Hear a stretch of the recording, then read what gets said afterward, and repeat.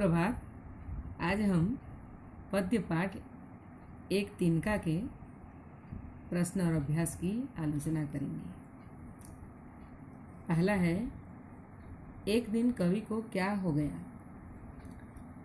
तो एक दिन कवि छत के मुंडेरे पर अपने खड़े थे, तन कर खड़े थे, माने घमंड से भरे हुए, है ना। तो अचानक से एक तिनका आकर उनकी आँख में गिर गया। तो कवि एकदम परेशान हो गए, क्योंकि उन्हें आभास ही नहीं था कि अचानक इस प्रकार हो जाएगा। ऐसा कहकर ख नंबर है, आँख में तिनका पड़ने पर घमंडी की क्या दशा हुई। तो आँख में तिनका पड़ने पर घमंडी क्यों कहा गया है। कवि जो है तन कर खड़े हुए थे, ऐंठ अकड़ थी उनमें। तो जैसे ही तिनका आँख में गिर पड़ा तो आँख जो है लाल हो गई और जलने लगी, उसमें सूजन आ गई। जब तक वह निकला नहीं वो परेशान हो गए, बेचैन हो उठे। तो इस प्रकार न निकलने के कारण, तिनका आँख से न निकलने के कारण उनकी आँख में दर्द होने लगा, दुखने लगी। ग नंबर है, आँख में तिनका पड़ने पर लोग क्या करने लगे। आँख में तिनका पड़ने पर लोग कपड़े की मूठ बनाकर उनकी आँख पर सेंकने लगे ताकि कुछ आराम मिल जाए। लेकिन तिनका निकला ही नहीं और उन्हें दर्द ज़्यादा होने लगा या बढ़ने लगा। अच्छा, घ नंबर है, किसी तरह आँख से तिनका निकल गया तो कवि को क्या अनुभव हुआ। किसी तरह आँख से तिनका निकल गया तो कवि को अनुभव हुआ कि उनका विवेक उन्हें ताना मार रहा था कि देखो तुम किस प्रकार गर्व या घमंड से ऐंठे हुए खड़े थे, हैं। तो एक तिनका जो है तुम्हारी आँख में गिर पड़ा तो तुम किस प्रकार बेचैन हो उठी। इस प्रकार उनको लग रहा था कि उनका विवेक उन्हें ही ताना मार रहा है, ताने दे रहा है। आगे है व नंबर, एक तिनका कविता का मूल भाव क्या है।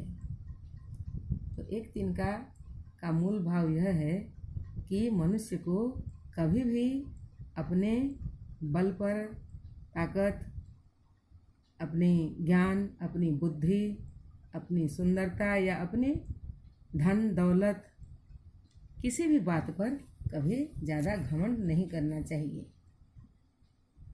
क्योंकि ये उदाहरण एक सीख है पाठ में कि एक छोटा सा तिनका अगर आँख में गिर पड़ता है तो हम बेचैन हो उठते हैं। तो घमंडी के घमंड को तोड़ने के लिए एक तिनका ही काफ़ी है। छोटी छोटी चीज़ें हमारे जीवन में बड़ा परिवर्तन ला देती हैं। इस प्रकार इसका उत्तर। तो फिर दूसरा है, देखो, अर्थ स्पष्ट कीजिए। 1-2 लाइनों में लिखना है। एक दिन कवि बड़े ही गर्व और घमंड से ऐंठ कर छत के मुंडेरे पर खड़े हुए थे। ख नंबर है कि कभी एकदम से आँख में तिनका गिरा तो वो बेचैन हो उठे और उनकी आँख जो है लाल होकर दुखने लगी और वे घबरा उठे। तीसरा है, ऐंठता तू किस लिए इतना रहा। कवि को उसके ताने ने, विवेक ने जैसे ताना मारा कि तुम इतना अकड़ क्यों दिखा रहे हो, इतना घमंड किस लिए है। एक तिनका तुम्हारे घमंड को तोड़ने में बहुत है। इस प्रकार। तीसरा है, एक तिनका कविता के कवि का नाम अयोध्या सिंह उपाध्याय हरिऔध है। एक दिन कवि छत के मुंडेरे पर खड़े थे। ग है, अचानक एक तिनका उनकी आँख में आकर गिर पड़ा। घ है, उनकी ऐंठ यानी घमंड दबे पांव भाग गई। वह है घमंडी के घमंड को दूर करने के लिए एक छोटा सा तिनका ही बहुत है। इस प्रकार भाषा ज्ञान देखो, इन पंक्तियों को सामान्य वाक्य में बदलिए। उदाहरण दिया हुआ है, मेरी आँख में एक तिनका पड़ा, है ना। एक तिनका आँख में मेरी पड़ा। मूठ देने लोग कपड़े की लगे, तो लोग कपड़े की मूठ देने लगे। इसी तरह इन वाक्यों को बनाना है। एक दिन जब था मुंडेरे पर खड़ा, एक दिन मुंडेरे पर जब खड़ा था, या मुंडेरे पर एक दिन जब खड़ा था। ख है, आँख भी लाल होकर दुखने लगी।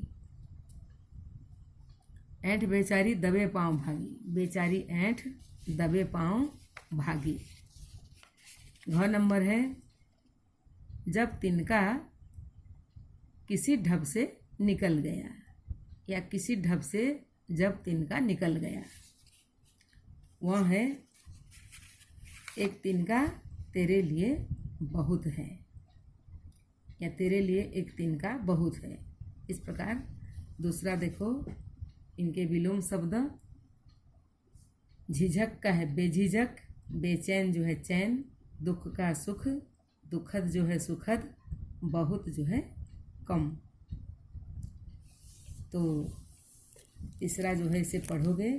क ख ग घ दिया हुआ है, किस प्रकार से किसकी ध्वनि या आवाज़ किस प्रकार आती है इसे दिया गया है। तो क क्या होगा, मेंढक पानी में छपाक से कूद गया। ख है, नल बंद होने पर भी पानी की कुछ बूंदें टप टप चू गईं। ग है, शोर होते ही चिड़िया फुर्र से उड़ी। घ है, मोटरसाइकिल सर्र से गई। फिर चौथा देखो, पाठ के आधार पर रिक्त स्थानों को भरना है। घ, घमंडों में भरा ऐंठा हुआ, एक तिनका आँख में मेरी पड़ा। आ, अचानक दूर से उड़ता हुआ। फिर है घ, जब किसी ढब से निकल तिनका गया। वह है, तब समझने यो मुझे ताने दिए। इस प्रकार पाठ समाप्त होता है। धन्यवाद।